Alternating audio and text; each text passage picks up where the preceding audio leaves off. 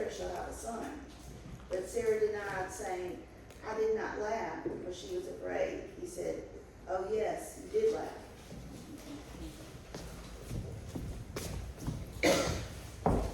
And so Sarah, about the age of my own dear mother, laughing in the face of a great test of faith. Laughing in the test of a great test of faith. Let us have just a moment of prayer.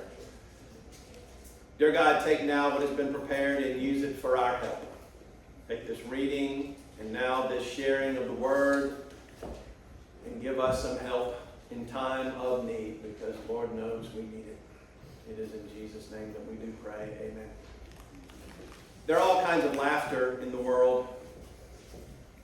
There's kind laughter and there's unkind laughter. There's cruel-hearted laughter. There's sweet laughter. There's nervous laughter, laughing because you're nervous and don't know what else to do. There's laughter that comes from your belly button and then just exits out of your mouth. There's laughter like the two young women at the gym the other day, two friends at the gym the other day who were laughing every chance they got. And I don't know exactly why they were laughing, because I wasn't so rude as to say, hey, you don't know me, but I notice you're laughing. You want to tell me what you're laughing about? I'm not going to do that. But they laughed every time I turned around, and my guess is that they were both friends, and their laughter actually was the laughter between good friends. It's kind of like the laughter my brother and I shared in church. And if you get the two of us together, now that we're both pushing 60, and you push the right button, the chances are we will have to sit on our laughter even if we are in the house of prayer. All it takes is one phrase tacked on to every hymn in the hymn book during the message, and I'm not going to tell you what it is, because one of you is going to try it, and then you're going to lose it the way he and I did. There are all kinds of laughter. You've been paying attention. The internet is busting a gut laughing because of this cheating couple caught on the Coldplay kiss cam. If you don't know about this, there were two people who were at a concert, not married to each other, and didn't want anybody to know, and now the whole world knows that they were there together, not with those they were married to. The Coldplay kiss cam caught them, and now it's all over the internet, and every time I turn on, so to speak, the internet, someone else is laughing about it. There are all kinds of laughter. There's laughter to keep from crying. There's laughter because you can't help but laugh. All kinds. See context, it matters. And then there's this laughter of Sarah. This laughter of Sarah, as we shared just a few moments ago, in the face of a great test of faith.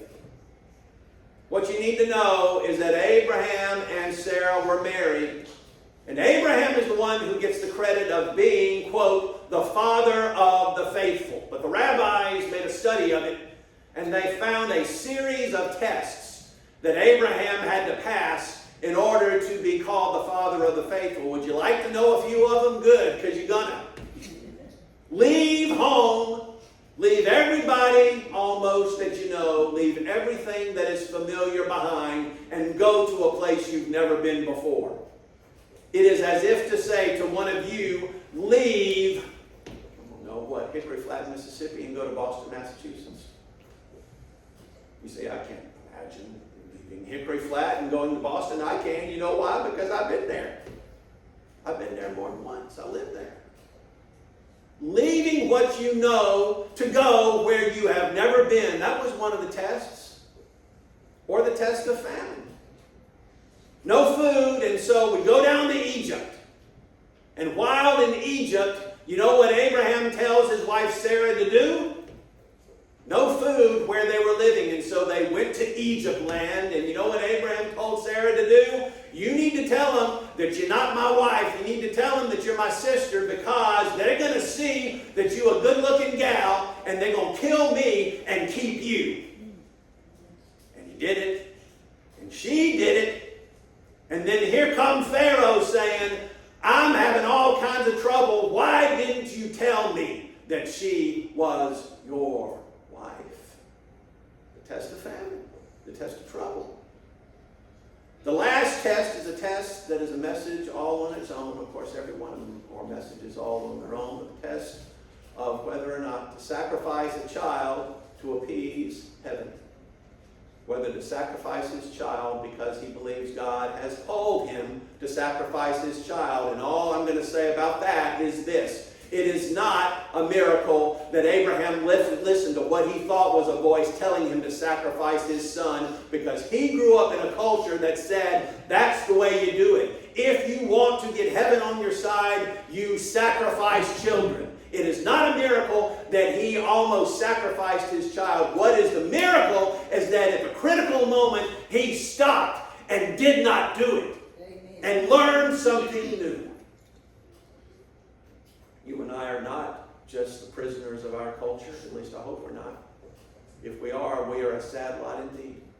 If all we know is what we have known and we don't have any room for what we've never known before, can we even call ourselves people of faith? Did you get that? You want me to tell you again? If all we know is what we have known and we have never ventured beyond what we know, can we ever call ourselves children of faith? Which brings us to this text this morning. This text where two senior citizens that in our day and age might be in a retirement home, and they have 3 visitors,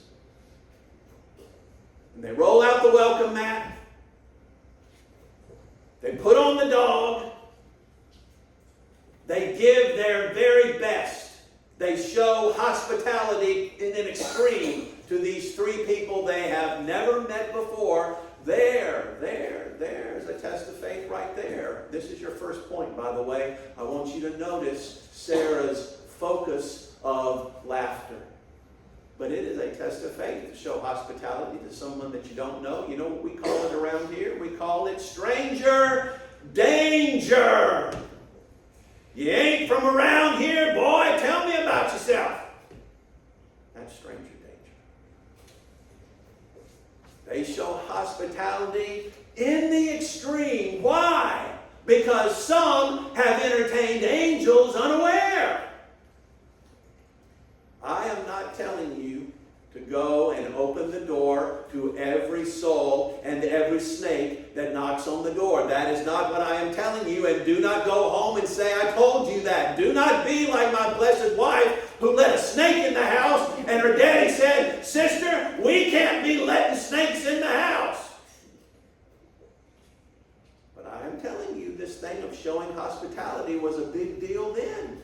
But for us, it seems like a test of faith. But the real test of faith and the real focus of Sarah's laughter is when 2 retirement types get the message, make room for baby. Can you imagine being in a retirement home or being in your own home? And you got what? You got NCIS on the TV. And you can barely hear each other. And then you get a message from a complete stranger telling you, y'all about to have a child. How absurd, how crazy. That's the focus of Sarah's laughter. It is when the improbable meets reality. And you say, this does not happen in the real world. It happens every single day. Mm-hmm. You do not have to make this a religious so-and-so. You do not have to make it a church so-and-so. It happens every day when someone or some group is asked to go where they have never been before. The same thing happens because you know what you know, but you know what you don't know as well. So when you are asked to go all of a sudden and take calculus when you barely pass basic math, I love it. And I wish I could show you a clip from it right now. And I've never really taught in the schoolhouse, but I'm told it's SOP in most schools. It's a movie called what? Stand and Deliver. And you know what that movie is about? It's about a guy from the south of the border, I believe from South America, who goes to a poor neighborhood in Los Angeles, and he teaches poor, uneducated Latinos how to pass the calculus test. And he does it when the teachers are telling him they will never ever learned. They don't know math analysis. They don't know trig. All they know is poverty. All you're going to do is crush what little faith they have in themselves. But he goes ahead and he does it not once. They do it not once, but twice. Why? Because they were willing to go where they had never gone before. For some people, that's just going out of the house. For some people, that's just going in the front door. I don't know if you know it. Some of you do, some of you don't. But some people were being directed to the back door. You know why? We had a nest. And we couldn't find it, and we couldn't find it. And all of a sudden we found it, and oh, here they come. And if you wondered why two of them were late, it's because they were out doing battle with stinging creatures, one of whom hammered me. And I didn't want anybody else to get hammered. And I was going to ask Gary later, now, is it safe? Is it safe to go out there? Is it okay to go out there? That's what makes it difficult, because when you get burned once, you say, what? I'm never going where I don't know the way again. It's easy to say. It's easy to say. It's not so easy to do. That's the focus of Sarah's laughter. Is this incredible suggestion that she and her hubby are going to be in a baby way, even though they've been collecting their Social Security checks, so to speak, for who knows how long. That's the focus of faith. But I also want you to see the substance of her faith, the substance of her laughter, why she absolutely laughed. Now, if you crack open a commentary on the Bible, you're liable to read some silliness like, well, she just being a silly woman, that's why she laughed. That ain't true. Well, she just didn't believe, that's why she laughed. No, that's silly. Don't believe that. The reason she laughed is because it made sense to laugh, because what she was being asked to believe was beyond anything she had ever known before. You don't think Noah had occasion to say, I feel like I'm out of my mind. You don't feel like Moses was saying, how long are we going to be in this wilderness? You don't feel like Daniel was saying in the lion's den, okay, they're looking hungry right about now. You don't think the great heroes of faith from time to time said, this seems absurd? You don't think we feel that way at times? You talking about being a kind person in this unkind world? You talking about going where I've never been before? You talking about pushing my chips forward and I can't even see what the bed is? I feel like I'm a blind man in a dark room feeling around? That's why she was laughing. Because it just didn't make any sense. If you have never once found yourself wanting to laugh at least a little bit because this thing we call faith seems so improbable, seems so ludicrous, seems so outrageous, then I don't know if I'm paying attention.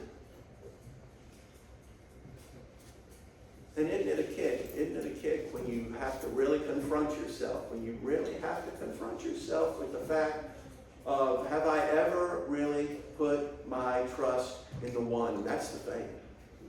That's the thing. Put my trust in the one that I can't see. Put my trust in the one that I cannot see. You say, I cannot see God.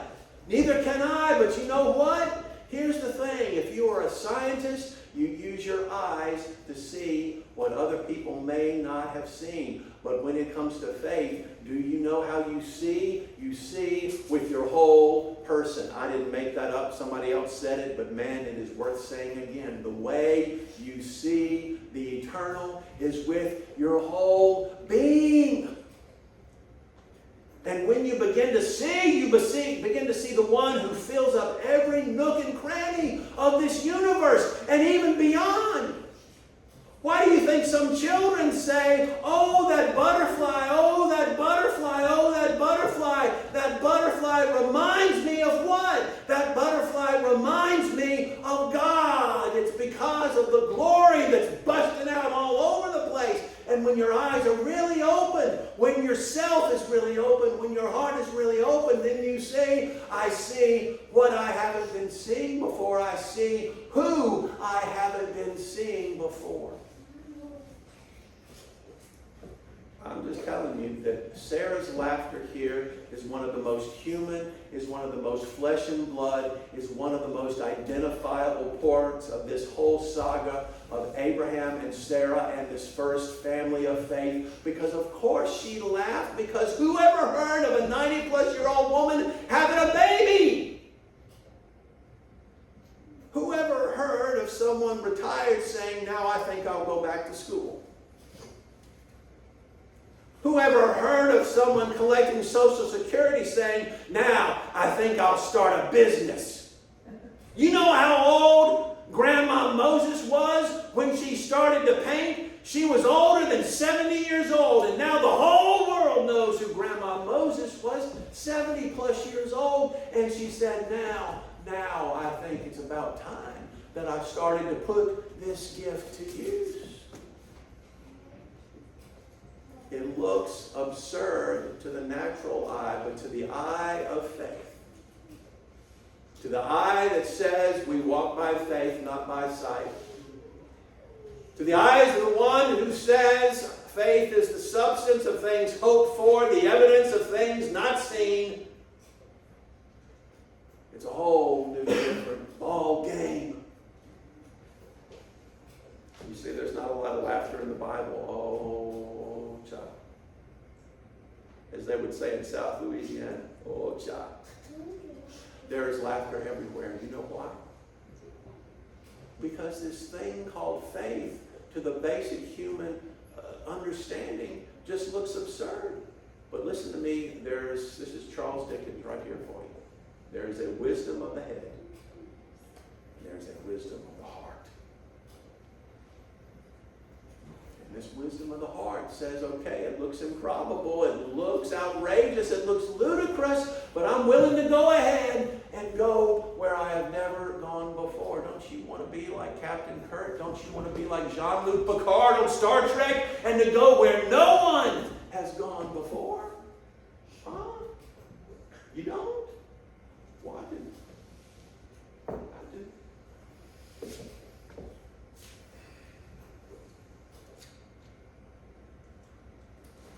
Sometimes you take baby steps. Sometimes you take giant steps. Sometimes you are absolutely just hurled into circumstance, and the only chance you've got is to say, I don't understand a lick of this. Dear God, show me what I don't see right now. But the question for us this morning is, what about you and me? What about you and me? You got enough food in the fridge? I'm willing to bet everyone in this house has got enough food in the fridge. I hope you do. If you know somebody that doesn't, let me know, because our food pantry is here to help. You got enough to pay the bills, I hope. It's like the old preacher told me, I'm glad I got enough money to pay my bills at the end of the month. Lord knows I am. You can still come to the church house and not worry about someone in a mask coming and hauling you away. Okay? But each and every person in this room is being faced with something that the question is, okay, am I going to go back to what's familiar, or I'm going to go forward to what's not familiar? Is that clear enough? Everybody in this room is at some stage of the game where you're saying, okay, am I going to stay where I am comfortable, or am I going to go where I have never been before simply because I feel like I am being led there? That's, as much as anything, what it means to be a person of faith. Absurd, yeah. To the human sensibility, it looks completely absurd. It looks completely outrageous. But as one final bit of proof, I lift up to you one who never took a human life, who never told a lie, who helped people who needed help, and to his dying breath was forgiving others, who died in the eyes of the world a complete failure, but at the end of all of it rose to grand, glorious new life. Laughter. There are all kinds of laughter in the world. All kinds of laughter in the world. But what about that deep laughter from the heart of the universe that says, come on now, and let's go somewhere new. Come on now, and let's go somewhere new. Sarah didn't laugh because she didn't believe. Sarah laughed because she was going into a place of belief that she could scarcely imagine. What about you and me? What about you?